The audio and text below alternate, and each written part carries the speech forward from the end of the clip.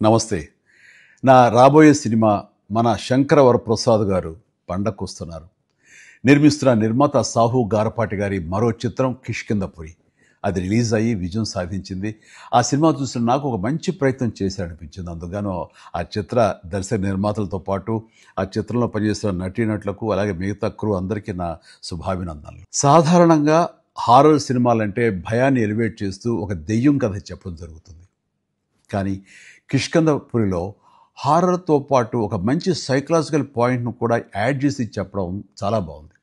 అంటే శారీరక వైకల్యం కంటే మానసిక వైకల్యం చాలా ప్రమాదకరమని చెప్పడం, అలాగే మనిషికున్న బాధలు, కష్టాలు పక్కన వాళ్ళకి చెప్పుకోకుండా ఒంటరితనం అనుభవిస్తుంటే వచ్చే ప్రమాదాలు గానీ, పరిణామాలు చాలా సమర్థవంతంగా తెలిసొచ్చేలాగా చిత్రీకరించాడు డైరెక్టర్ కౌశిక్ పేగలపాటి. ఈ చిత్రం ద్వారా బెల్లంకొండ సాయి శ్రీనివాస్ ఒక మంచి విజయం తన ఖాతాలో వేసుకున్నాడు. అలాగే అనుపమ పరమేశ్వర్ కూడా ఒక మంచి విజయం దక్కించుకుంది.